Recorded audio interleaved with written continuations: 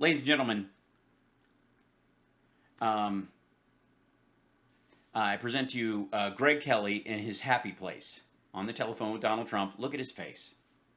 Is there a happier man in the world? Is there? Honestly. Yeah.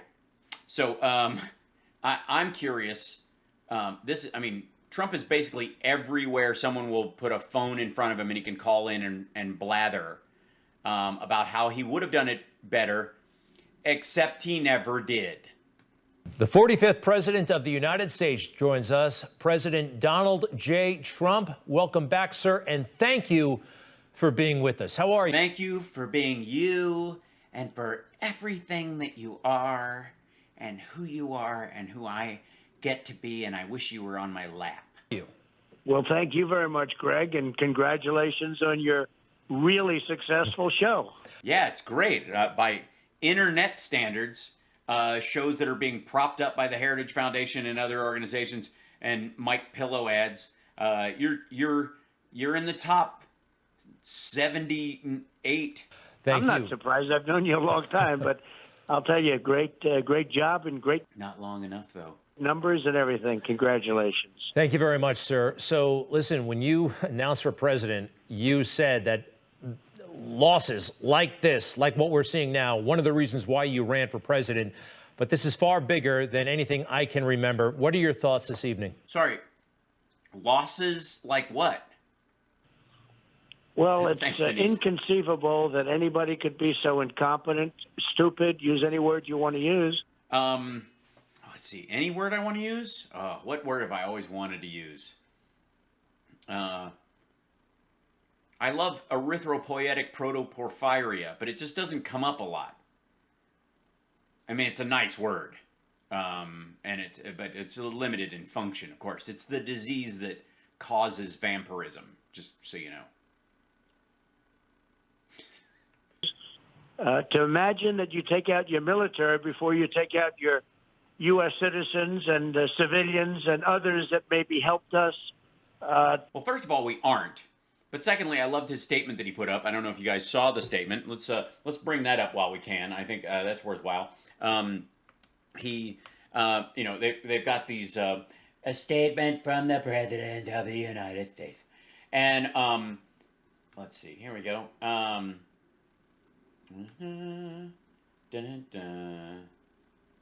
Let's see. I think I have. Yeah, here it is. So, yeah, this is Liz Harrington, his spokeswoman, posts his shit online. First, you bring out all the American citizens. Then you bring out all the equipment. Then you bomb the bases into smithereens. And then you bring out the military. So I guess and my response was, so are they on the bases when they're being blown to smithereens? Or do they stand across the street with a bunch of Taliban guys watching the fireworks? What direction does that go? You don't do it in reverse order like Biden and our woke generals did. Okay, first of all, we are primarily evacuating the American citizens. We did the equipment first, actually. We've been blowing up, dismantling, or taking out equipment for months. Then you bomb the bases to smithereens, which, by the way, up till this point, the idea was the government was going to use them. The actual Afghan government was going to use these bases. By the way, we'll more than likely be bombing those after everyone's out. And then you bring out the military after you bomb the bases that they are, I guess, in to smithereens. It's goofy. It makes no sense. And yet they're proud of it, which is, I think sums up the Trump presidency. To even think of that it's not something that can be believed. So we leave and we have all our people. Now we're sending soldiers back to get our people out. And you're going to find a very tough opponent. I mean, these are great fighters. They've been fighting for 2,000 years. They've been around since the 90s. That's what they do, is they fight. You do other things, Greg, okay? Yeah, he doesn't fight. He's more of a lover. I mean, between the two of you, anyways. He's more of a tonguer, I think. Going to a Broadway show, you like doing other things. They fight. You what now? Was that a little subtle dig? That's all they do. All they do is for the Taliban. All they do is fight. Well, good luck running a government then. And we send our soldiers back. I think our soldiers are in danger.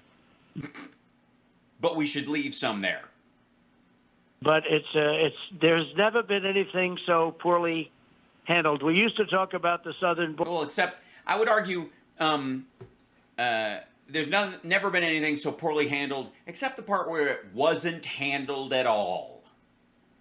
There's, we had the southern border the best it's ever been. Now it's the worst it's ever been.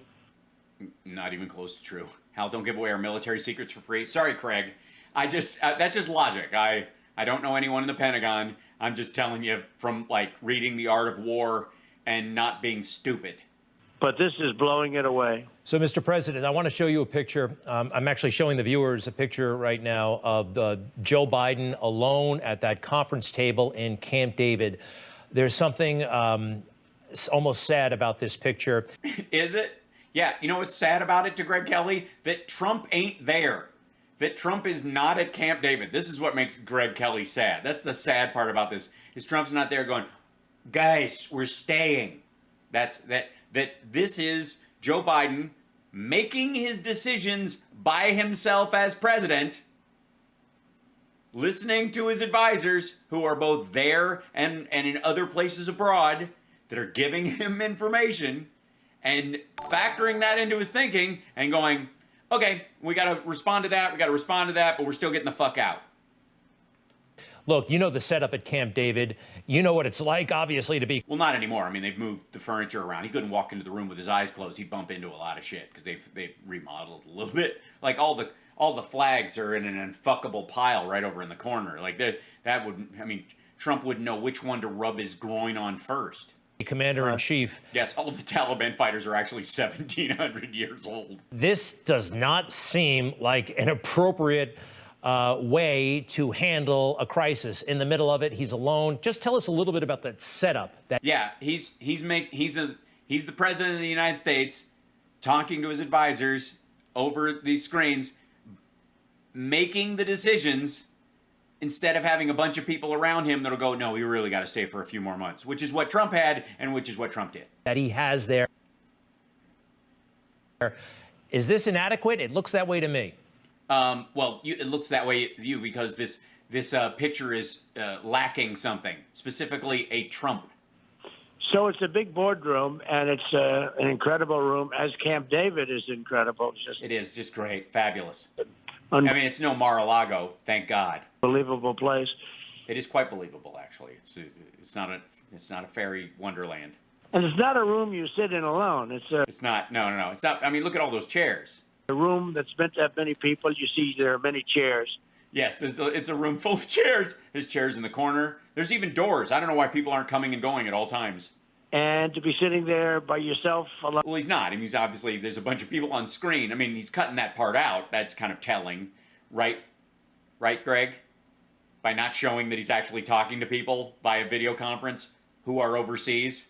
Is unusual. I think it was just a setup picture to try and show that he's. Well, if it was a setup picture, then why? Then it doesn't look sad. It specifically is. Well, I know what he means. I know that's. Why would he think it's a setup picture? Let's see. Picture. Let's see. I mean, like a staged picture where you're signing blank pieces of paper. You mean those kind of staged pictures where someone's alone in a room which has other chairs? I mean, look at all those cabinets. No single man needs cabinets like that. That's clearly cabinets for other people, but they took them out so as not to embarrass whatever. And these are some great pictures. There's nothing on the paper. There he is. Oh, look. There he is in another room alone with a bunch of fucking chairs. There's not even a screen with people on it in this one. This is Trump supposedly working, signing stuff he had already signed, or blank paper just to make it look like he was working. Meanwhile, he was closer to death than they ever told anybody, and he still feels like shit. This is amazing. I mean, so there's this, then there's this. There's this. This is an engaged president. And by the way, there's a big screen over on this side with people on it. In this room, there is not. The only other people in this room are the photography team that are in hazmat suits because he's sick as a dog. But at least he's released his neck gina, and it is just hanging there in all its glory. Jesus. Working, and he's not working. And more importantly, He's not. He actually is working. And there's actually, so there's papers where he's talking. He's got a cup of coffee and a bottle of water. And then there's other people. He's not just sitting in the fucking room thinking. Not working. What their thought process is wrong. The whole group of them, they don't know what they're doing.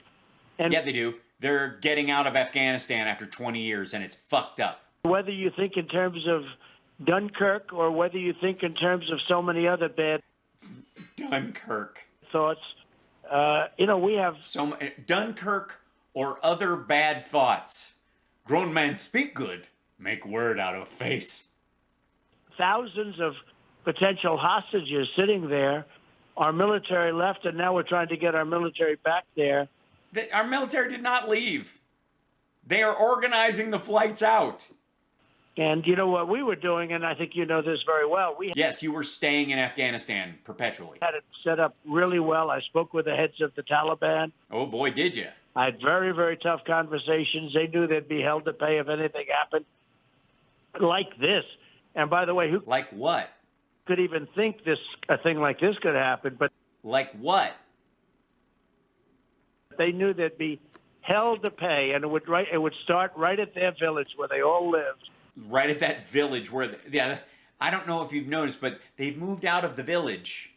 They've all left the YMCA. They are no longer village people, and they're in the Navy now, technically. Where they live very happily. Do they? Like Smurfs? What is this story that he's telling? Fucking hell. Yes, and by the way, let's see. Biden, Camp David, meeting, video conference. We'll just, I would like to, if I may, this would be, there he is. Here he is. See that guy right there? See that? See those people that are on this screen right here? And then he's doing, and then he's continuing. Let's see if there's another, I think there's another picture. Hey, that's him not staying there. Yay! We're so free! YMC. That guy looks really happy. That's very strange. Seriously. All this is happening. Look at this guy. He's fucking magic. This asshole thinks he's been dropped off at the fire festival. Honestly. This kind of eats the whole storyline behind this. Look at this dude. And a fabulous color combo. I'm just saying. And by the way, the blue is a nice shade. I didn't mean anything by the Smurf comment. Honestly. Let's see. I'll go back one thing to some pictures. Here's some images. The image that they're showing right now is this one, if I may. This picture right here. Here, this one. So what Greg Kelly is doing is cutting off the picture right here in an attempt to make it look like Biden is sitting at a table alone, staring off into the middle distance, lost. Meanwhile, all these fucking people are talking with him and making decisions. There's the vice president right there. There's his Joint Chiefs and all these folks, and they're all meeting together about this. They're gathering and talking about this stuff. Because and by the way, this was a whole big deal that the clock, London and Moscow clocks and Joe Biden photo sparks confusion, whatever, like that, which is amazing. Let's see. We'll find, yeah, and then this is the follow-up. This is him coming back and made the decision, and then, made the announcment and gave the statement, and then went back to Camp David to finish his vacation while following the rest of it. Here he is. Biden retreats to Camp David, leaving unanswered questions on Afghanistan. Fuck you, ABC. Retreats. So, just to clarify, this is the picture they were using. This is the one they didn't use because it blows a hole in the whole conversation. And by the way, yeah, two different outfits. So here he is in a short sleeve shirt with a bunch of people. Here he is in a suit with three, like the Joint Chiefs, the Pentagon, and then or the Forward Operating, Command or whatever, and then the Vice President talking. 72 Hours at Camp David is the title of that story, where they have all those pictures. And in this, just to clarify, all of this is a mistake, according to Greg Kelly, and I guess whoever, I don't remember who this gentleman is. And we had this worked out. It was going to be great. But the last thing that was coming tell us some of the details. I know Greg wants to hear them. Out was our military, and we were going to take all the civilians. Second was going to be all of them. All of our equipment. We're going to take all 38 million civilians. It back. We don't want to. They now have Black Hawks. They have Army tanks that are the best in the world. Well, they're going. Well, no, they're the second best in the world. They're the ones we gave to the Afghan military. To be used by Russia to analyze them so they can be copied, and China so they can be copied. Yeah, those are not the ones we use. Those are the ones that we give to the Afghan army. There's nothing special about them. Guaranteed, they'll be sent all over to enemies to, so they can make. You can reverse engineer how a truck works. Cheaper versions of them, and they'll be copied. It's disgraceful. Yeah, they have a Black Hawk mimeograph. So all of the equipment was coming out. I remember was it one of the generals telling me, one of the generals that's on television a lot that I see right now saying, "Sir, it's cheaper to leave it." I said, if you think that, General, then you're incompetent. Millions of dollars for tanks and millions of dollars for Humvees that are armor plated. And now they have the Taliban flag on it. It's a horrible thing. But all this stuff was going to come out. I showed this before, but let's see. Yes, military scrapping gear, Afghanistan exit. It should be in here, something like that.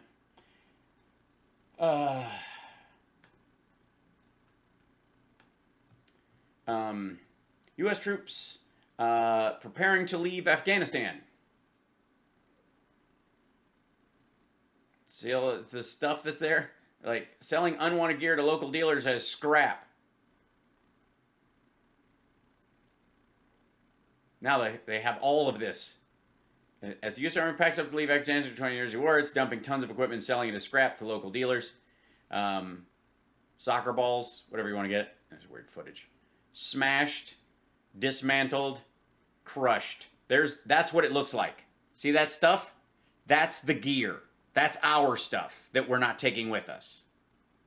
The stuff you're seeing in those pictures is all Afghan military stuff. Let's see if we get it. This is in here. U.S. The idea that the Taliban... U.S. trashes unwanted gear in Afghanistan to be sold as scrap. This is May 10th, 2021. This is in May. Yeah, storage wars, Afghanistan. They do so as a security measure to ensure equipment doesn't fall into the hands of militants, but Mir and the dozens of other scrap sellers around the world see it as an infuriating waste. They wish we'd just left it whole. This is where the scrap dealers were mad. U.S. Army to scrap $7 billion in equipment in Afghanistan. In preparation for complete exit from Afghanistan by the end of 2014, we've done this before, the U.S. military has destroyed more than 170 pounds worth of military equipment, according to the Washington Post. This is 2014. 2014. U.S. troops leave behind, let's see. Photos. U.S. troops left behind everything from energy drinks to armored vehicles when they abandoned a key base in Afghanistan in the dead of the night. In the middle of the night. Do we have pictures? When the U.S. forces pulled out of Bagram Airfield, a strategic airbase in Afghanistan, in the middle of the night last week, they left behind lots of things, from bottles of water and energy drinks to civilian and armored vehicles, an Afghan general told the Associated Press. The U.S. military withdrawal from Afghanistan is 90% complete, U.S. Central Command announced Tuesday. Bagram was the 7th facility the U.S. military has transferred to Afghan security forces. By the way, we didn't just dump it. We said, it's all yours. We gave you a bunch of shit. Use it. Park your planes there. Start flying it. You guys, we taught you how to use it. No? Oh, I see. Since we're leaving, it's abandoned. Not, oh, you're not just going to use it. Okay. The command said that 984 C-17 transport aircraft loads of materials have been flown out of the country. Over 17,000 pieces of equipment have been destroyed, and some other supplies have been purposefully transferred to the Afghans. But given the rushed nature of the withdrawal, expected to be largely complete by the end of August, it seems like some things are simply getting left behind. This is what got left behind. Blankets, a mini fridge, a refrigeration unit, his gun. Bagram's new Afghan commander, Asadullah Kohistani, told BBC that U.S. troops left Bagram Air Force around 3 a.m. last Friday. U.S. and partner forces have continuously occupied the base since it was captured during the 2001 invasion of Afghanistan following the 9/11 terrorist attacks. Let's see. Oh, here you go. Hey, look, what happens if the Chinese get a hold of this acoustic guitar? I mean, that's a Yamaha, I think. That might even be an applause, an ovation. They're gonna reverse engineer this whole thing. What about these orange filled with sand plastic pylons? Look at all these sandbags. What happens if China reverse engineers the sandbags? It's a lovely rug, mattress. Here's all the civilian vehicles they've got. Vehicles that were left and the U.S. forces left Bagram Airfield. Yep, here you go. There's a bunch of like Land Rovers and shit like that, common vehicles they picked up there. Afghan soldier walking past mine-resistant ambush-protected vehicles, or MRAPs, that were left at Bagram. These were left specifically for the Afghan military. They didn't take control of them. They just left them. They also don't know how to use them other than to fill them with gas and run around. Scrap left after the U.S. forces left Bagram. Here's a bicycle with bullets on the handlebars. Like, I mean, this is one of our biggest, most high-tech weapons that exist. I don't even know how they can legally post this picture online. What if the Chinese get it? This is the Blue Thunder of bicycles. I don't know if I'm gonna date myself. The Firefox of bicycles. You just have to remember to tell your handlebars to fire in Arabic. You have to think in Arabic or it won't fire. There's a keyboard. This is a bicycle helmet. Some speakers. That's a Logitech. That's some fairly solid stuff. That looks like a stuffed turtle. Yeah, I mean, if Taliban has a MacGyver in it, we're fucked. Look what I found. Does anybody have any, no ammo for this? Shit. By the way, dude, I would totally try and fire that thing. I'm certain that they haven't scored the barrel in such a way that it will blow you the fuck up. I'm sure you're fine. I wouldn't worry about it. Nobody has put, a couple of pieces of clay in there along the inside of the barrel, down in the middle, where you can look in there and you're like, oh, that looks fine to me. And you put a round in it, start firing that thing. I'm certain it won't crack and blow your face off. I mean, seriously, drag that out into the desert. Good luck with it. Tires. What happens if the Chinese figure out how to make tires? Oh, it's a tire grinding machine. Oh, this is a scrapyard. Oh, this is how old tires are turned into electricity. That's a different story. By the way, that helicopter's leaving. Look at all the aircraft we've left behind, though. This is where they used to park them. This is. By the way, we seized this base. It existed beforehand. We built it up a little better, but. And then I probably would have bombed the forts. I would have the forts. Oh God, he's saying forts again. Bombed them too, so that whoever. Yeah. Now, are these pillow forts? I mean, because you could maybe Mike Lindell could provide you with some deep intel on that. If anybody knows how to blow up a pillow fort, it's him.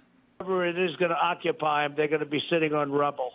Well, and that was our plan, and it would have been very successful. But Unfortunately, they didn't do it that way. Well, that's because we were going to leave it to the Afghan forces, and they folded. Now, I mean, we'll go back in later with drone strikes and blow up the runways. That's just easy.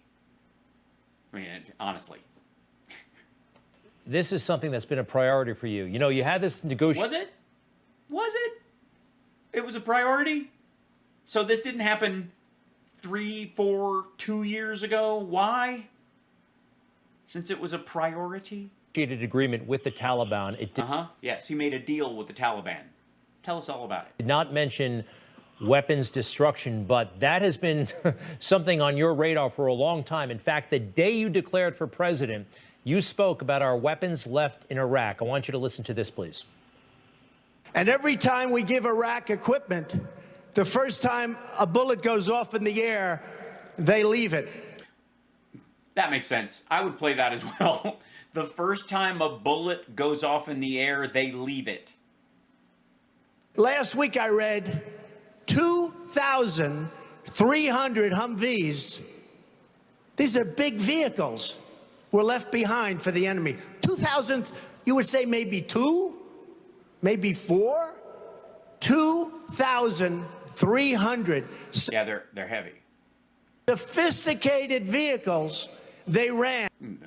It's a Humvee. And the enemy took them. Right. They're trucks. And essentially the same thing is happening right now. Yeah, they're getting more trucks. And as soon as a bullet goes off in the air, they leave it. I don't know. I don't know what that means. I'm amazed. That's incredible. No one has said things like this ever. Fort gas bag. I want to show you that picture that we all saw at the 100. By the way, can I show you something real quick, if I may? Let's see, military surplus outside of Las Vegas. I don't know where the exact one is. I'm sure there are folks around here that know what I'm talking about. Let's see. It'll be in here.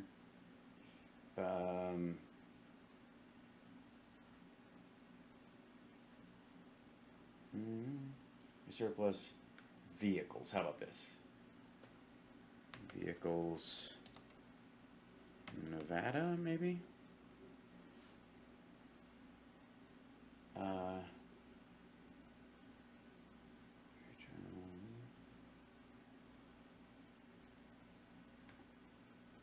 Let's see if this go. Yeah, so there's a place, just, you know, let's see where we go this. I want pictures, not video, but that's okay. Close that. Close the player. There you go.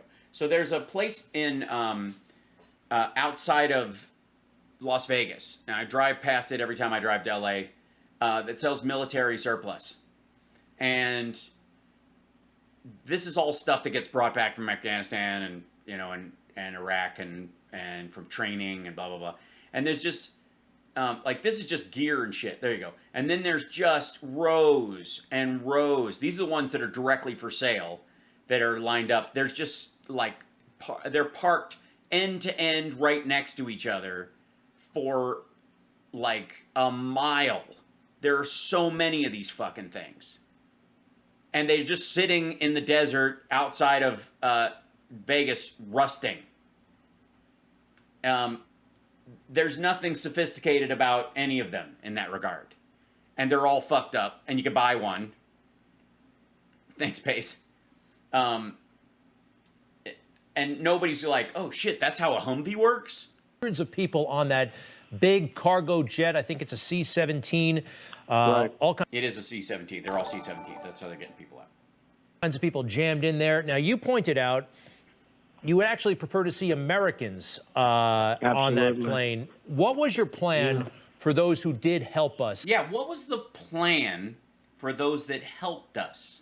You know, the special immigrant visa people, that you stopped the special immigrant visa program last February 2020? The interpreters, those who worked on the base. What was going to happen to those people? What was going to happen? Let me guess. We were going to handle them so beautifully. In a Trump administration. Well, we would take care of them. We would try, but it's a very big problem because we have so many of them. I mean, we're not making guarantees to people. If you look, I want to get the America. Look, I'm America first, okay? And so are you. I want America first, meaning America. Yeah, that wasn't his question. Let's assume you're going to get the Americans out first. Then what, asshole? Americans come out first. Right. Americans go out first. Then what? How do you handle the people that you help? That helped us. But, you know, we paid them a lot of money. We paid them. Now fuck off. Go spend your money in a war zone full of people that hate you because you helped us. Everyone's giving them credit for being brave and all of the things. Well, we were paying them a lot of money, just like we were paying the soldiers, you know, the Afghans, a lot of money. Jesus Christ. To be soldiers, among the highest paid soldiers in the world. And I remember Mattis used to come and say to me, "Sir, they're fighting for their country." And I kept thinking, I wonder why they're doing that, because, you know, they're fighting their own people. I said, well, that's good. And then I started thinking about it, and I said to somebody, go out and find for me, how much are we paying for them? And it's billions of dollars a year, paid for by the United States taxpayer. Now, once we stopped paying them, once we said we're leaving, it stops paying, they quit. They left. So they weren't really fighting for their country. And I've been saying that for a long time. Yeah, but we're not talking about those soldiers. We're talking about the people who actually helped us, like people who saved our soldiers' lives, literally in battle, literally saving their lives. The story that Rachel Maddow told about the dude Zach and his family who finally got out, he unarmed, bum-rushed two guys who were going to ambush our soldiers, saving their lives. He understood what they were saying. By the time he would have translated it and told them what was going on, it would have been too late. So he just dove on them. But that guy is a mercenary. Fuck. This is what happens when you have a transactional president.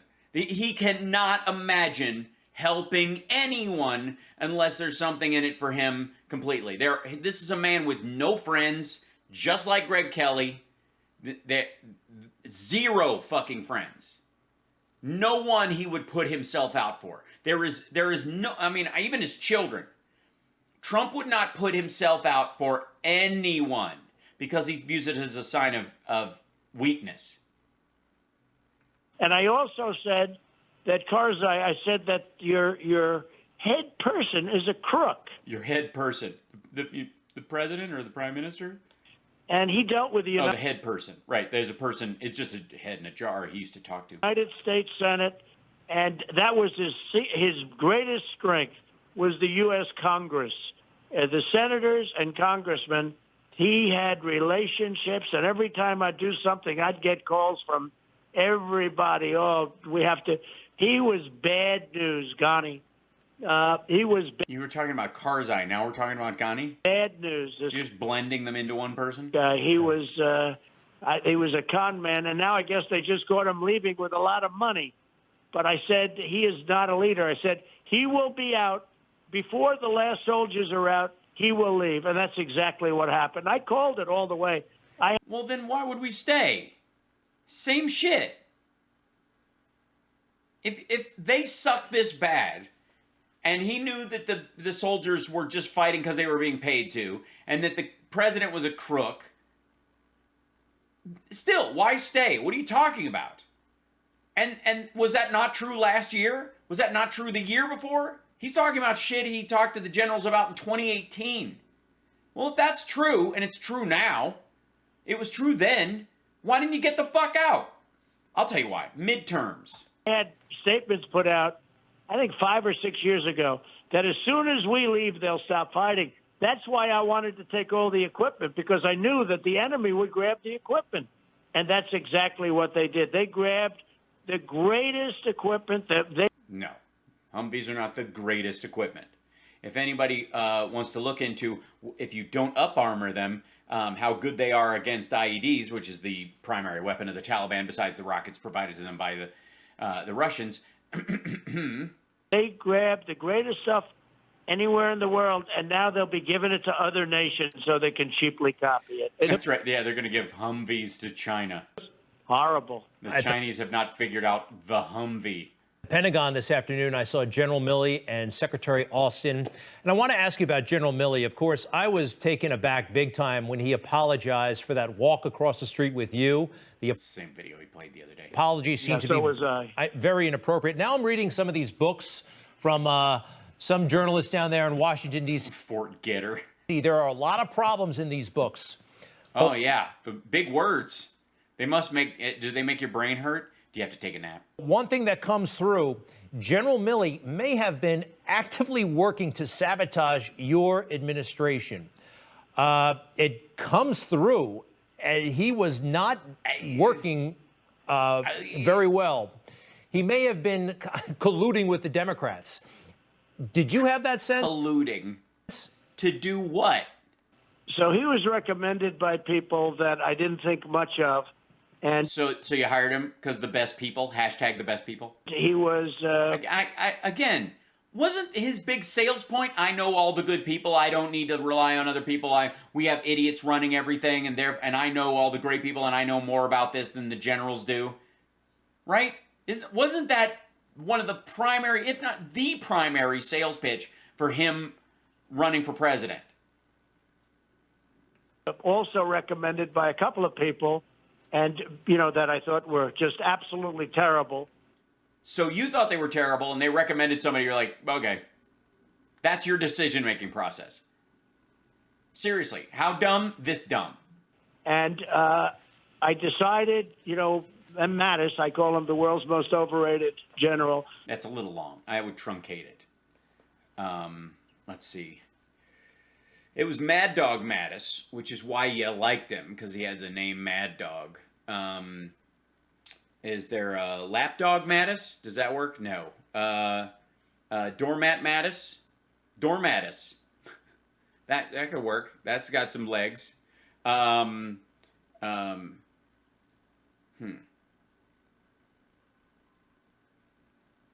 Maximus? We'll figure it out. Mattis hated him. I figured, based on the fact that I thought very little of Mattis.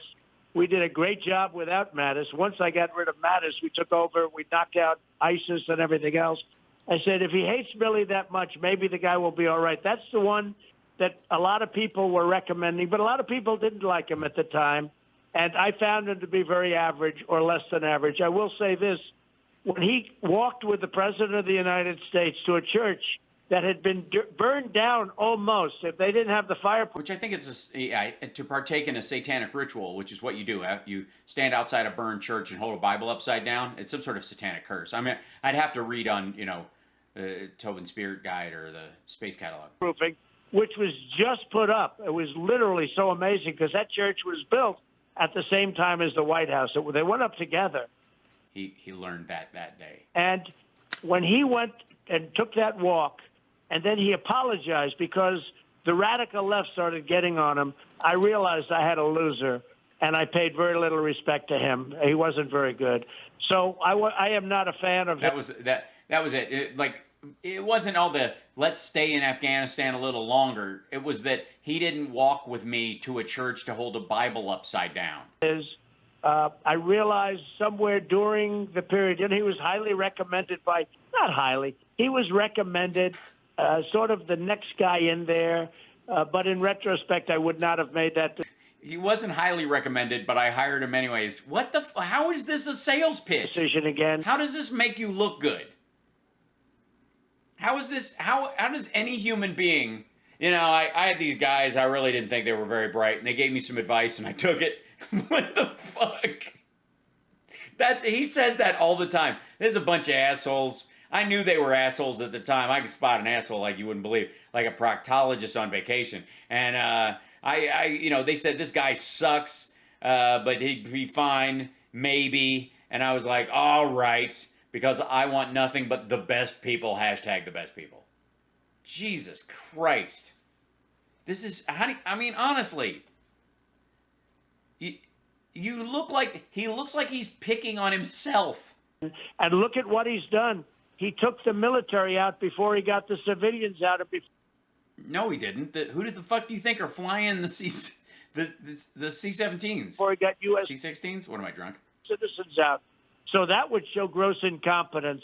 And I don't know your I'm thinking of my favorite 2 Corinthians verse. Secretary of Defense, but certainly based on what we're seeing right here, this is the single greatest embarrassment in my. That was the quote he was trying to land on Sean Hannity. By the way, there's a reason why Trump thinks the single greatest embarrassment is the biggest slight he can do towards Biden.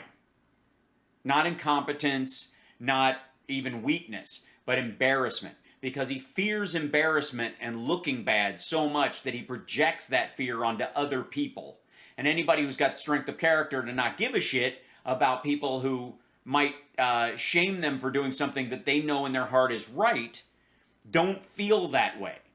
And it boggles his mind. He can't figure out why the biggest fear he has is being embarrassed. Largely because he shits his pants, apparently. My opinion, militarily and otherwise, psychologically, certainly, this is the single greatest embarrassment I've ever seen.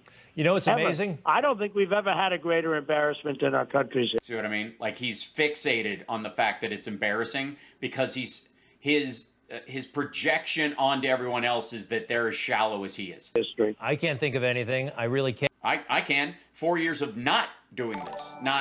The embarrassing part of knowing full well, apparently, that this was shitty, the government was shitty, the soldiers weren't going to fight, that they were only doing it because we were paying them, that Karzai and then Ghani were both crooks. Knowing this, saying you know this, and yet 4 years you were president and you didn't get us out.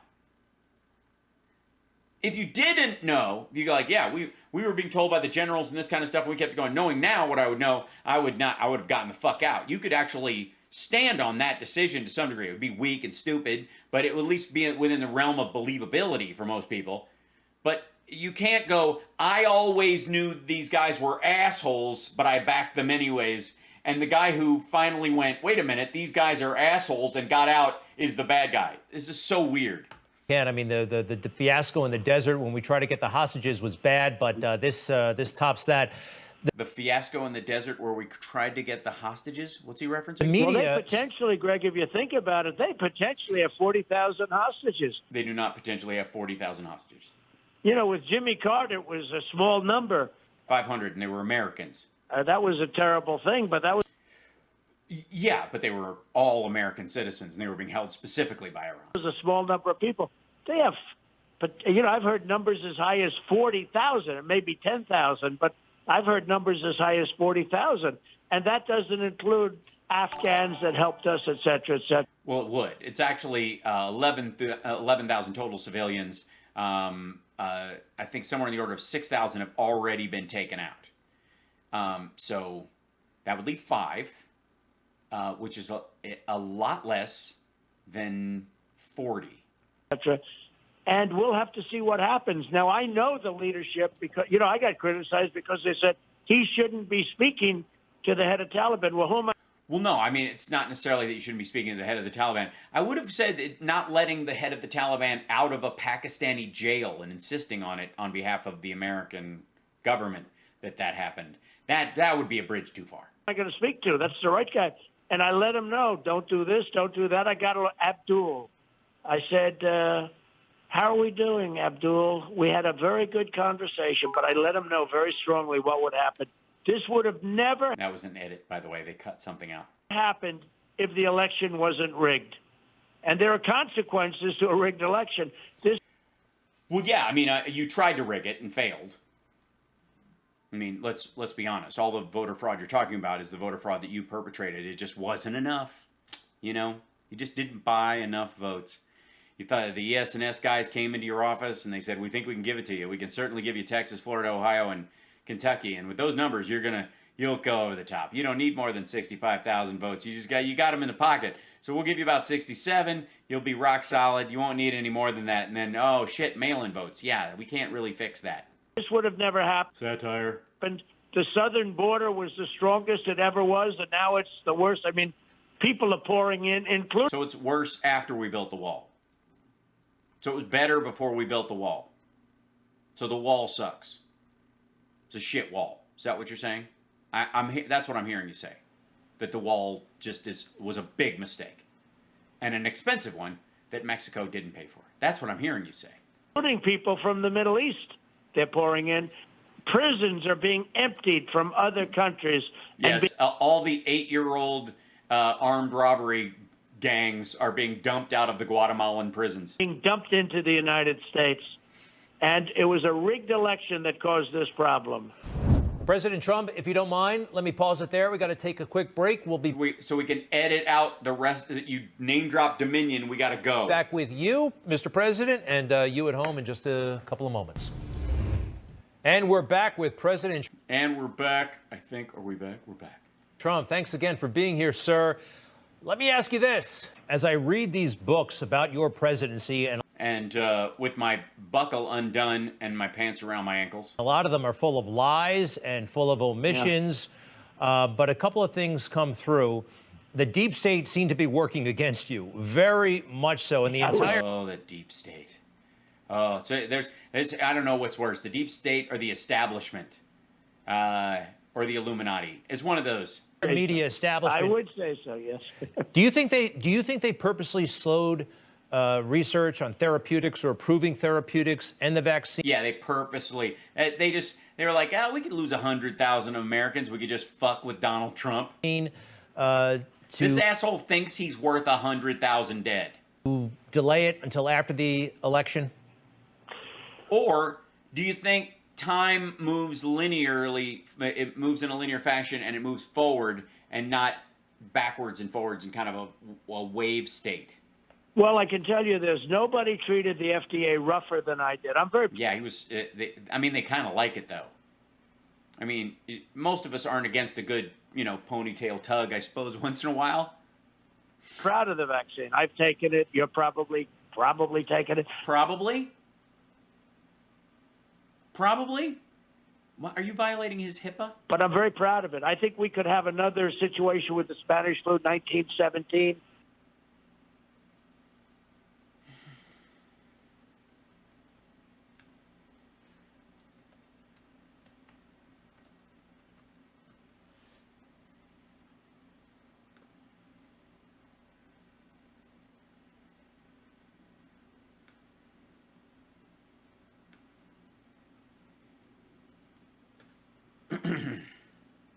Quit it, History Channel. I'm making a point.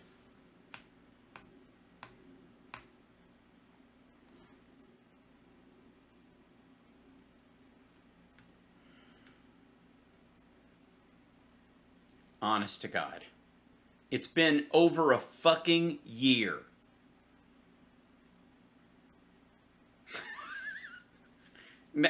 He got corrected live, fixed it in one phone call, and went immediately back to saying it again. Where up to 100 million people were killed. So I'm very proud of it.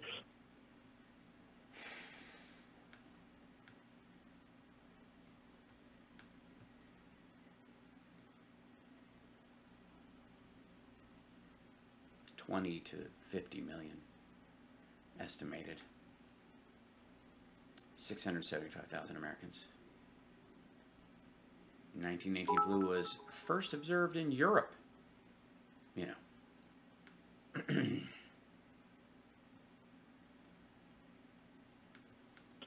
When it came out, it was right after the election. And when it came out, it was a tremendous story.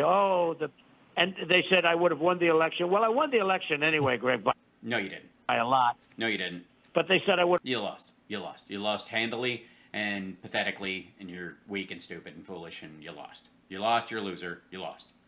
You lost fair and square. And if all you have to do is look at the popularity of the stuff that Joe Biden is doing as far as legislation, and 60% of Republicans like it, you lost. Would have won the election. But I think what would have happened, if it actually did come out a few days before the election, the media, the fake news, would have played it down. It would have been a small story.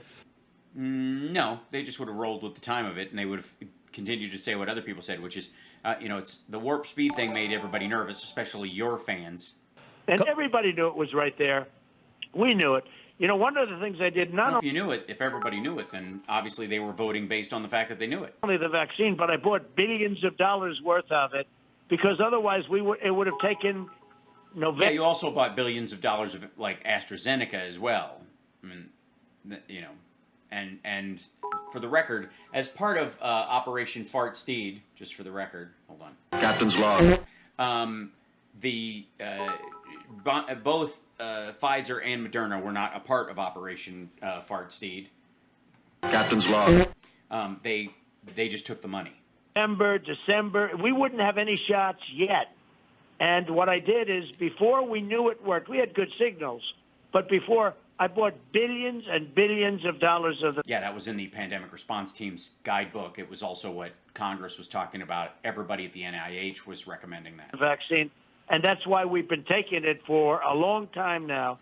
And without have we? that, we really would have a big problem. And We do have a big problem. Your supporters, because of your great work with Operation Captain's log. are not taking it, and they're dying. And I do believe people have to have their freedoms and all of that, but, you know, I'd love to see him take the vaccine. I think Biden's hurt it very badly because they don't trust him. A lot of... Yeah, they don't try. That's what it is. Yeah, they're worried about the technology. He's got a CRISPR-Cas9 in his garage, and he's been fucking with it. People do not trust him. When he said pause on Johnson & Johnson, people don't view Johnson & Johnson. They say the vaccine, and I think that scared a lot of people. What? You know what's wild right now? You know what would have scared a lot of people is if the CDC and the NIH recommended a pause and they went, nah, fuck it. We're going ahead. We don't care. We're not going to check that shit out. Now, Mr. President, you are off social media. The Taliban is on social media. Yeah. Well, they stick to the rules. I mean, they just only post stuff that on there because it's not what you do in the rest of your life. It's what you just say online because that's the only thing they can technically police. They can't just go, undesirable. They have a valid, active Twitter account. But they're not, no blue check? That's got to hurt. Well, they don't. It's official Twitter account of the spokesman of the Islamic Emirate of Afghanistan. So not them, it's just the spokesperson. By the way, his little microphone icon is hilarious. Is he the only Elvis impersonator in the Taliban, or are there lots of them? There have to be. Horrible, hateful people who who managed to, as horrible and hateful as they are, managed to stay within the terms of service of Twitter. Imagine that. Solace and refuge to Al Qaeda, and you are not on social media. Well, you met with them. I mean, that might be a reason to get them off of Twitter. They've actually they made a deal with Trump. I mean, it is. Well, I have Save America, and we put it out, and we're doing great with it, and people are picking it up, and people hear my voice. That's why I'm speaking to you. And yeah, that's way better than Twitter is calling into Greg Kelly's show. You're a very important source. I will tell you that you are source. You're the source. He's the guy reporting it. Never mind. A very important voice. You are. There it is. Look at that. I will say that, Greg, you have a lot to be happy about. Trump is nicer to you than he is to his own sons. So, this country, and you've done an incredible job. I'm just I mean, it's all downhill from here. But because I knew you when you were local Channel 5, right? Local Channel 5. I watched you in the morning with Rosanna. But you've done a great job, and being on, speaking to you now, it's a lot of people. Speaking to other shows that do a very good... I mean, I help. I'm certain. I get the show out, so that's good. Good job. It's people. We have a big voice, but to Save America, we issue releases, and it's under Save America. And is it under? It's undersaveamerica.com. Under Save America. It's just, or is it just undersave.america? They get picked up. But you put it down. It's under that, and you get it picked up. It's just, you have to lift the thing because it's under it. Disgraceful when you think that you have killers and muggers and Yeah, there's a lot of muggers on Twitter.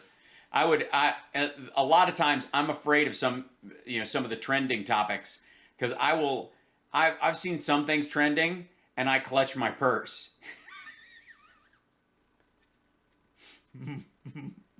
Muggers? Wait, what? 5, right? Local Channel 5. I watched you in the morning with Rosanna. but you've done a great job. And, being on, speaking to you now, it's a lot of people. Speaking to other shows that do a very good job, excuse me for a second. it's people. We have a big voice. But to Save America, we issue releases, and it's under Save America, and they get picked up. But it's disgraceful when you think that you have killers and muggers and dictators and some horrible dictators. And Does he mention dictators? Say muggers again. Holy shit. What? I'm sorry. This is so dumb. It's disgraceful when you think that you have killers and muggers and dictators and some horrible dictators and countries. Dictators and horrible dictators. Muggers. Fucking hell. And they're all on, but the President of the United Yeah, there's dictators and horrible dictators. Yeah, there's dictators on there. And then, of course, muggers. Oh, muggers. States, who had hundreds of millions of people, Hundreds of millions? by the way, he gets taken off. You mean you? And as you know, we have a major lawsuit going. We filed it in Florida, Major. and I think it's going to be very successful. Mr. Yeah, you'd have to think that, but it's not. President, I want to play Against you them. something. I want to play you something from about 40 years ago, an interview you did with Rona Barrett back when you lived, I think, at 801 Oh, that's why I brought it up, because they talked about this and reminded it. Fifth Avenue or so. Right. Let's go ahead and roll it, please. For some people, the ultimate goal in life has been becoming the President of the United States. Would you like to be the President of the United States? I really don't believe I would, Rona, but I would like to see somebody as the president who could do the job, and there are very capable people in this. Yeah, he was basically saying he's not capable of doing the job. It was amazing how he's a fucking psychic, honestly. country. And you go on to say that Why didn't you play the rest of it? Son of a bitch. Couldn't afford the clip. it's a mean life, and ultimately the voters go with somebody with a big smile and not much of a brain. Well, it turned out to be the case for you. I mean, wow. Who knew he was such an amazing prognosticator?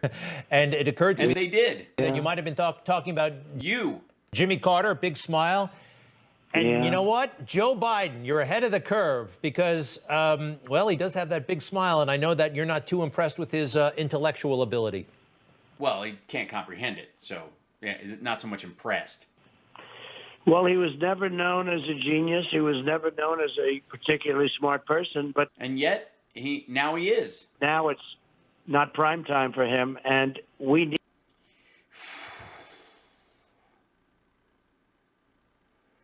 Prime time. He always does this. He's past his prime, not prime time. That's a TV term. Oh, God. prime time. President Xi, Jesus, it's not prime time. Fuck's sake. who I know, and head of China. If you look at Putin, if you look at Kim Jong-un, Yeah, let me see. Let me check. We should check in on those guys right now. Let's see. Putin. Yeah, let's see what Putin health. Oops, sorry.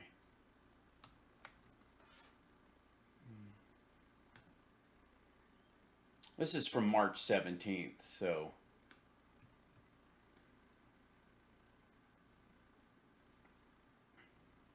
The Russian leader seems to be suffering from serious neurological problems. He forgets or increasingly confuses the intended use of objects. He starts rambling in speeches, which he then forgets about. Putin pushes for the search for the elixir of eternal life. Navalny's first message from prison. He's 100 kilometers from the capital. In Pokrov's colony number 2, a photo of his shaven head.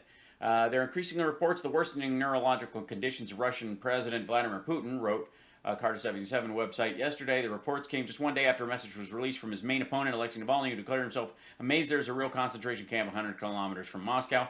Putin has been suffering from attention and memory loss for some time, as is evident from any reports in which he appears on television or video, which he's done sparingly of late, if you've noticed. The 68-year-old Tsar forgets or increasingly confuses the intended use of objects, touches them and turns them over in his hands, sticks, notebooks, statuettes, and much more without knowing what to do with them, as an analysis by Sportive info on March 13 also shows. That's fascinating. Let's take a look at that, shall we? Just give this a try to do this. Fascinating to me. Whoops, there we go. Checking your browser before browser.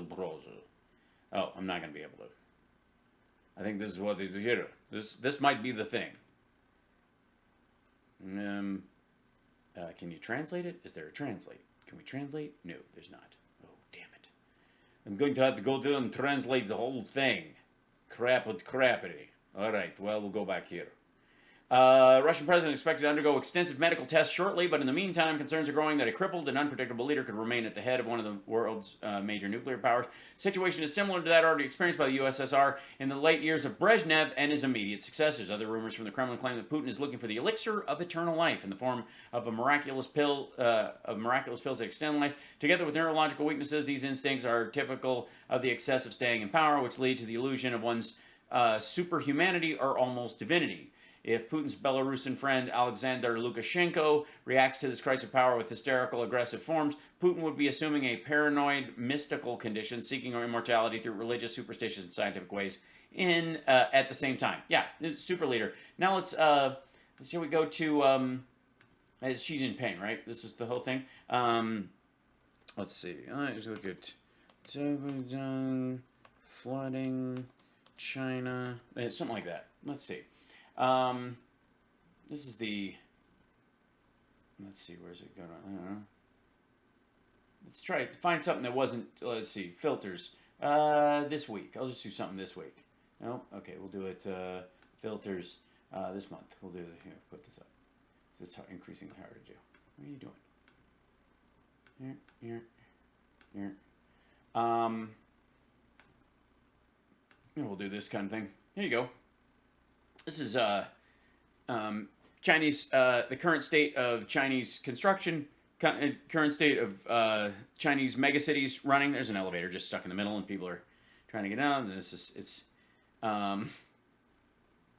the floor's off. There we go. Hold on. Let me back up to the whole building swaying. Let's see. Another bridge collapse. Here we go. Get in here. There we go. There it is. Yeah, things are going very well. Okay, they're trying to build this, and then it collapsed on the end. These are all pictures. There should be some video in here. This is the flooding in China. All right, let's try it. Yeah, here you go. That's what's currently going on. By the way, this is not in a lot of the areas where you've seen flooding across the globe. Here in the States or in Europe, for example, it's the result of rains, overwhelming a particular area. All of this flooding is the result of reservoirs that should have been letting off pressure for a period of time because of the rains not being left off, and then the walls breaking. This is all from reservoirs. They are doing it because they want, literally they are terraforming areas where these villages are and just drowning the villages, just washing them out so that they can leave the water there. So that when it recedes, they can clear the area, set up a reservoir again, and they don't have to do anything with the people. This is all the time.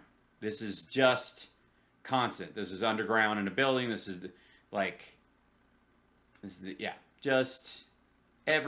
you go. That road was fascinating.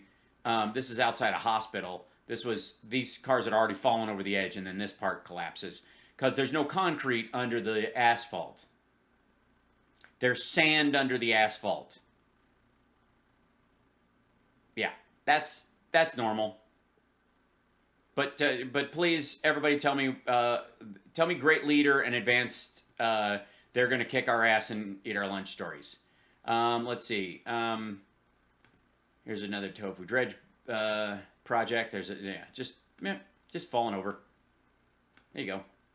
Just all the time. Just cracking and falling over. There you go. There's a whole chunk that just fell off. It just fell over. That's because it's all styrofoam. Let's see. There was a factory collapse. This is about a few weeks ago. 10,000 Chinese workers inside. They're not mentioning this. We have not heard this on the news.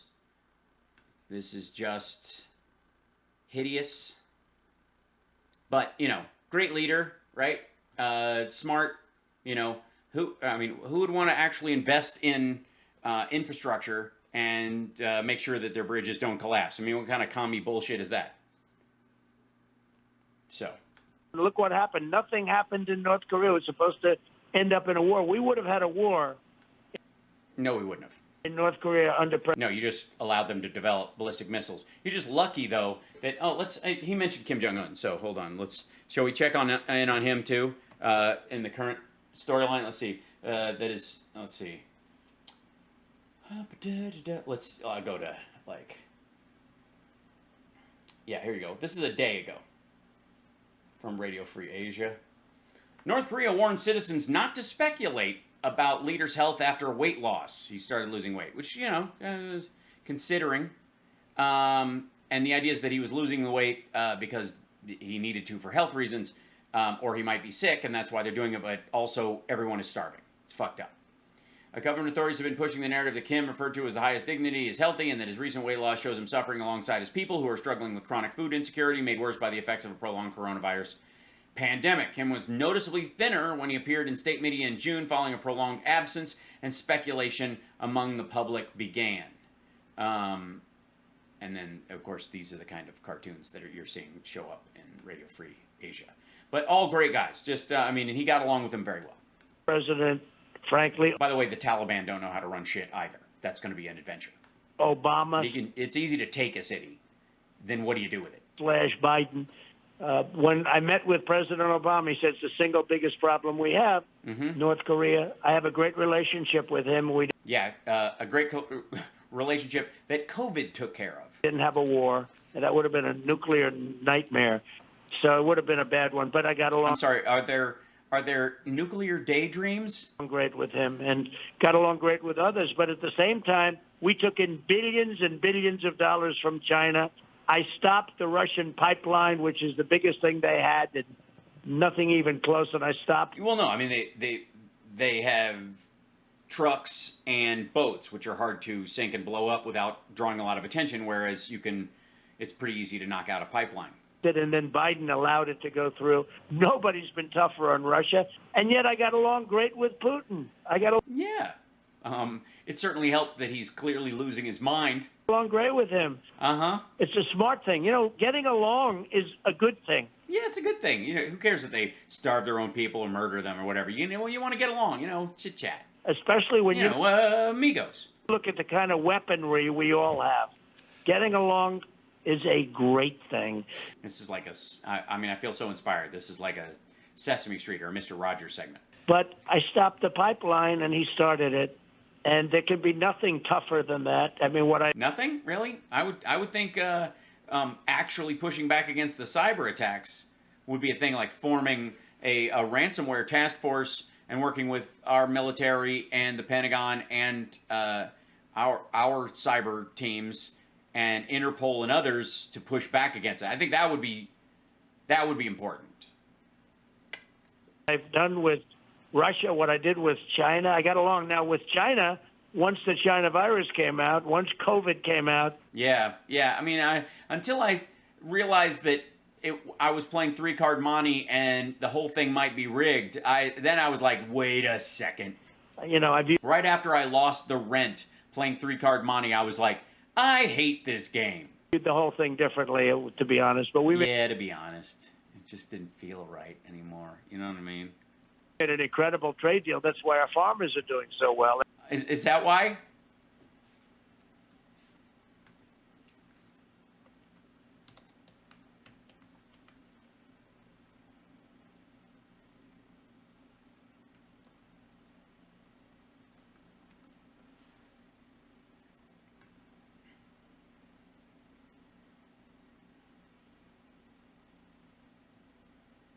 Let's see if I can get the deer.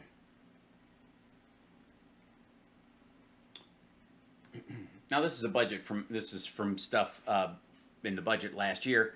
Secret subsidies, payments to farms allowed to stretch far beyond rural America, sowing concerns about who gets what. And this is really light type. I don't know if you can see this.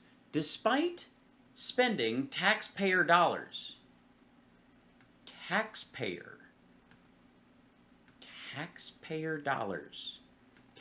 despite spending taxpayer dollars, information on how money is allocated is hard to come by. Gee, you're telling me that Trump was slapdash about where money was going? Billions of U.S. taxpayer dollars are directed each year to the country's farms to help keep agriculture afloat when times get tough. But the federal government is sending millions of these subsidy dollars in the names of people who live and work hundreds of miles from the farms to get the money. That was the last year when those two billionaires in Brazil got part of the farm subsidies. Though they are supposed to be actively engaged in the farm's work, it is unclear how or if they actually are. Through U.S. Department of Agricultural data, Investigate TV found several people who netted farms hundreds of thousands of dollars each, despite having jobs outside of farming. Over 3 years, gee, who was president during those 3 years? Let's see, it's 21, and this budget was created last year, and 3 years before that. I don't know, whoever was president for the last 4 years. Over the last, almost $340,000 for an NFL luxury suite coordinator, and more than $400,000 for a senior interior designer. Once reporters started asking for additional public documents, the USDA stopped providing the records. The way these taxpayer-funded programs are set up makes it otherwise difficult for the public to see exactly where the money is going and who it's connected to, farmed out. Farming is an inherently risky business, and not just there because of physical labor and heavy machinery. Every year, farmers battle weather, disease, pests. They also face the uncertainty of the market for crops or livestock. Look at this COVID-laced areas that are getting a shit ton of money. Look at this. What is this little county right here? Gaines, Texas, got $64 million. One fucking county? $64 million? That's more than we spent in Afghanistan. No, it isn't. Sorry, they're 48 billion. I was looking at million. So 60, well, total it is. But what's up here? Cavalier. Yeah, that's what I'd call it, with taxpayer dollars. Am I right? Huh? Got it. All right. What's this little guy? Arkansas, County, Arkansas, $60 million. What's this little guy right here? Wharton, Texas. 2 counties in Texas got a total, between the two of them, over $130 million in taxpayer subsidies for farming. The fuck are they growing in Gaines, Texas, and in Wharton, Texas? And Arkansas. That's a chicken farm. That's got to be a chicken farm. Cavalier, North Dakota. Like your style, dude. You make money 1 year, you lose money 3 years. Then you break even the other year, said a 4th-generation Missouri farmer, Darvin Bentlage. That's why the federal government offers subsidies to farmers to help mitigate some of the risks, protect them from economic factors beyond their control. Of course, selling most of our shit to China while Americans are in food lines. Apply for abundance is actively engaged in farms operations. Many farms use partnerships to organize multiple people under one umbrella, streamlining the process of applying for them, blah, blah, blah. A lifeline with disparity. Let me tell you how my tractor works. Oh, buddy. It's in your blood. It's not a job. It's not an occupation. That's who you are. It's true. Love farmers, by the way, in general. A couple of them are assholes. You know who you are. But for the most part.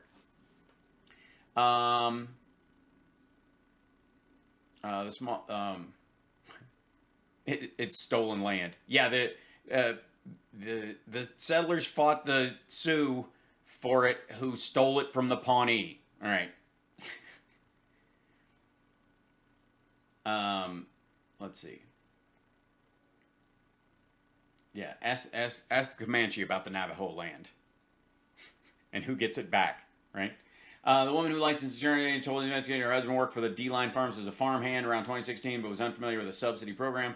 Okay, these are people who are filing for stuff. I just honestly don't know. Whippersnappers. Okay, so, but the farmers are very happy because you're shoveling money into Texas. Texas got, no wonder Greg Abbott gets to pat himself on the back. $120 million in farm subsidies in 2 Texas counties. and manufacturers because of the China deal I made, the China trade deal. But I don't talk about it Why not? because once COVID came out, I felt a lot Yeah. It's got to be a lot for you emotionally. differently about the trade deal with China. Who's scribbling? Are you sketching him right now, Greg? You understand? Sure. Yeah, I understand. We all understand. Finally, Mr. President, I do believe the world would be a very different place if you were still in office. Yes, if it had existed at all. And because Joe Biden is not going to, and he's not qualified, he doesn't have the experience to make phone calls like you did to Mullah Abdul Baradar. Oh yeah, the guy he got out of a Pakistani prison who now runs the Taliban in Afghanistan. I think his name is, and you Yeah, I think so. I mean, if paper can be trusted. summarized this a couple of weeks ago in Phoenix. I started off the conversation. I said, Mohammed, how are you? President Trump. Hurrah! Not a lot of social grace, but, that was he was being nice. I think he was being as nice as he could be, Andy. But they're rough. He's a rough. That's all they do is fight. But I said, we're going to come back and hit you hard. That's all they do is fight, which is why I wanted him to be there to negotiate the peace deal that doesn't involve the other party for us. What? Harder than any country has ever been. Thank you, artist. And your village, where I know It's not socialism for the farmers. It's democratic taxation. you are, and where you have everybody. That's going to be the point at which the first bombs drop. I told him that. I told him. And they're like, yeah, we'll be out of that village by then and all over the goddamn country. So do your worst. By the way, thank you for telling us which village you're going to bomb. We'll just move to another village. Mr. President, I think only you. And Could be that stupid. that's a fantastic thing, quite frankly. I don't think anybody could pick up the phone himself and communicate as effectively for America as you did in that phone call. Well, I had an understanding with President Xi of China also having to do with Yeah, it worked out great. Taiwan. So basically, that's the parallel you're making. So that's what we're doing. We're making a parallel now. Thank you, Trump, for allowing for this moment. Because so you're saying that in talking to the now mullah of the Taliban army, that you were going to bomb this one particular village if they tried anything at all, and now they actually have overtaken Afghanistan before we even got our people out at a lightning fast rate with total disregard for whether or not we give a fuck. Now that they've done so, that's like you thinking she was awesome just long enough for him to, according to you, release a bioweapon into the country. Again, why would you be allowed to be in charge of anything? And I said, do not let it happen. Do not. And it wasn't going to happen. As soon as they had this rigged election and the results came out, now you have bombers flying over Taiwan. A lot of them. A lot of them.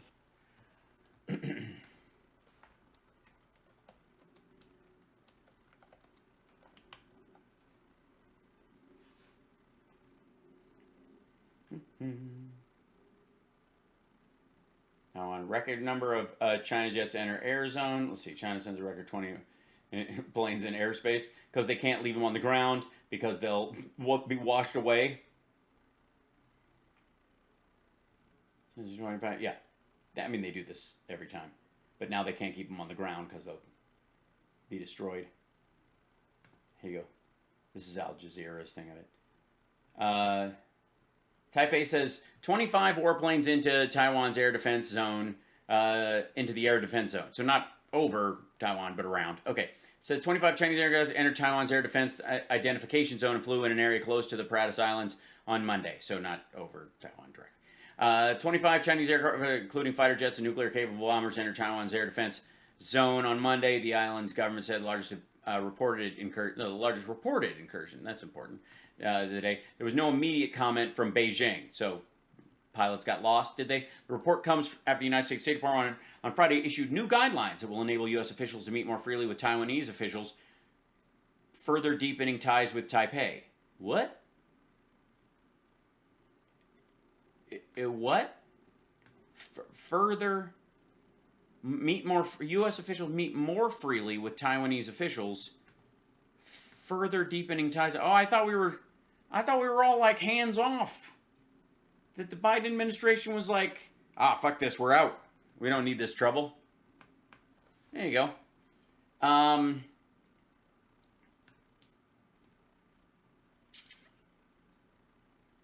Gets a little complicated when you have to rule. You actually have to do the job. And something could very well happen there, which would... Sure, okay, I agree. On about every stretch of land on Earth. Never have happened. And you look at inflation. Take a look at look at what's going on with inflation. Okay, let's see. Inflation. And then we'll look at, let's see, news. Let's see, what do we got about it? Let's take a look at inflation, shall we? Warren Buffett says these businesses do the best during periods of high inflation. Okay, that's good. Kathy Wood versus Michael Burry isn't about Tesla, it's about inflation. Here's what the Vanguard found to be the most potent inflation-fighting assets class. Krispy Kreme is raising its price in September because of inflation. Oh, no. College in America is engineering its own meltdown with tuition inflation. That's not related. 1 million vaccines, soaring wages, fuel UK inflation fears. We looked at this one. Let's see. Here you go. This was the 179 reasons you probably don't need to panic about inflation. This is a long time ago. This is August 18th, 2021. Here's how the price of gasoline changed each month through 2019 compared with the previous year. This is red. Blue means it fell. Okay. Summer. There you go. And by the way, we didn't do fuck all. Yeah. Oh, yeah. March. Let's see. Do we go over here? Do we roll this way? Is that what happens? Coronavirus grip March 2020. Economy halted. Gas prices plummeted. March 2021. This year, they've taken, gasoline prices have increased sharply, 41.8% by July compared with a year earlier. Similar story for used cars and trucks. The prices falling during the pandemic, then soaring as things reopened. Yeah, that's the thing we always talk about, percentages versus the actual number. When everybody goes, dude, it's like 5,000%. And you're like, that's two people. There's no one here. And the trend follows airline fares. These changes, along with price changes for hundreds of other products, raise an intriguing set of questions. How worried should American consumers be about inflation? For the first time in years, inflation fears taking center stage in mainstream economy. Inflation, an economic measure for increased prices in goods and services, accelerated noticeably in recent months, climbing 5.4% in July over the previous year. That goes to the Trump was saying almost doubled, 5.4%. Prices almost doubled. We looked at the graph for stuff to see what the changes were. Here's the plus 20%. Prices for 152 products are rising compared to last year. Car and truck rental, because nobody fucking rented anything last year. Gasoline, because nobody fucking went anywhere. Used cars and trucks, because there's a chip shortage and therefore new cars are gone, so everybody's buying nice used cars. And a lot of people downsize because they were worried about their job, so they're looking for a used car. They got out of their lease or something like that because they could afford to because of, subsidies and help and credit stuff that nobody's going to shit on your credit for losing your car during the fucking pandemic. Fuel oil, again, usage. Other motor fuels. Hotel lodging. Gee, you think that's up this year? Propane and firewood. Utility gas service. Airline fares. Prices of nearly 85% of all product categories are rising right now, which sounds like a red flag for everyone who wants to guard against undesirable inflation, but that current level is actually par for the course, historically speaking. Yeah, summer. It may surprise many Americans that even during times of strong growth and very low inflation, like the 1990s, or weak growth and low inflation, like the years following the Great Recession, more than half of all goods and services are usually experiencing price increases, in part because it's awfully hard for employers to cut nominal wages. Even in a recession, the economist sees some mild, steady economy-wide inflation as a sign of a healthy economy. The Fed, for instance, actively targets an average overall inflation of 2% each year, so only 3%, give or take, over the norm versus last year. Looking at which products and prices are rising the most after the coronavirus shock, the causes are easier to explain. The sharp pandemic recession and the relatively quick V-shaped recovery from it was a powerful force that significantly drove up inflation in some sectors, but that unprecedented shock will relent soon. You're welcome. Look at inflation. It's going to be here forever. Look at what's We're going going to be inflating. on with these bills are going to drive this country out of business. What's happening is so terrible. Gasoline was at $1.87 a gallon. When no one was going anywhere and too much oil was being produced, so much so that they were giving it away for free, they would pay you $30 a barrel to take it off their hands.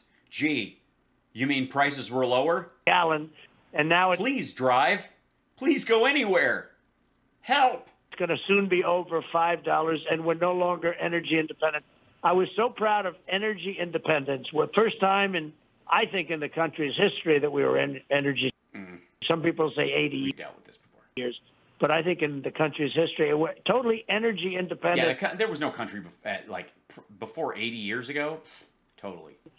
And now we aren't anymore. And he's going to see OPEC to see if they could get more oil to the United States. Can you believe? No, actually, not to the United States, to the European market, so that our oil producers, in Texas and places that get a lot of farm subsidies, when they sell their oil, the Europeans don't buy it for a higher price or it doesn't cost more at home. If OPEC produces more, the European price goes down, and then our oil companies can't sell it at a higher price over there, so we can buy it at a cheaper price.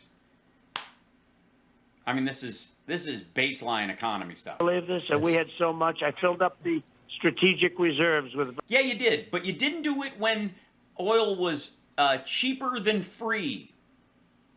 You waited until the price went up again. That's weird. I kind of think that, if oil prices ever hit negative $30 a barrel, that would be the time to fill up the strategic reserves. Wouldn't you think? I mean, call me crazy. I might be a little naive. But if countries are paying you to get oil off their hands and put it somewhere, they're paying you to do it. That would be the time to put it in your rainy day tanks. Very inexpensive oil, which were, by the way, close to empty. So it's a very. Why were they very close to empty, asshole? That was more than 3 years into your presidency. The cupboards were bare, and I left them that way. Very sad thing. I mean, I could go on forever. Sure. I could tell you all of these We know. different things that we did. And by the way, hi, everybody. Thank you and welcome. And don't forget to thumbs up and like and subscribe. All the things I'm supposed to say as a professional streamer, which I always forget to say. And thank you for being here, genuinely. But it's very sad when I see what's happening in Afghanistan, what's happening on the border, what's happening with inflation. Yeah, because you have no power whatsoever. It must be infuriating. It's a very much different country than it was 8 months ago. Yes, thank God. You're going to be at the rally in Alabama on Saturday night. Newsmax will be covering it as we say goodnight. Good. Sir, thoughts on 2024 and you? What are you thinking I can't say anything, but you're going to be very, very happy. Please keep sending money to DonaldJTrump.com. right now? So, look, I love this country. I hate what's happening to it. I hate it. And we're not going to have a country. Yeah, you hate that manufacturing is up, jobs, unemployment is down, child poverty has been cut in half. Anymore, but It's terrible. It's fucking terrible. going like this. How do you even, I don't even know how you get out of bed in the morning. Not, I mean that just emotionally, I mean like physically. How do you fucking do it? You just keep rolling until you see the carpet? We're a laughing stock all over the world. And I think a lot of people are going to be very happy. Mr. President, President Donald Trump, thank you so much for joining us here. Yeah, it was, I mean, we're so lucky. Yeah. And to be continued, Thank you sir. very much, Greg. Thank All right. you. You take care. Thank you. We'll be right back. I've got to go cry. I did it sound like he was about to weep? Oh, you're right back. I love that man. I'm just saying, when the former guy shuffles off this mortal coil, Greg Kelly's going to be a fucking mess. Just count on it. Shit.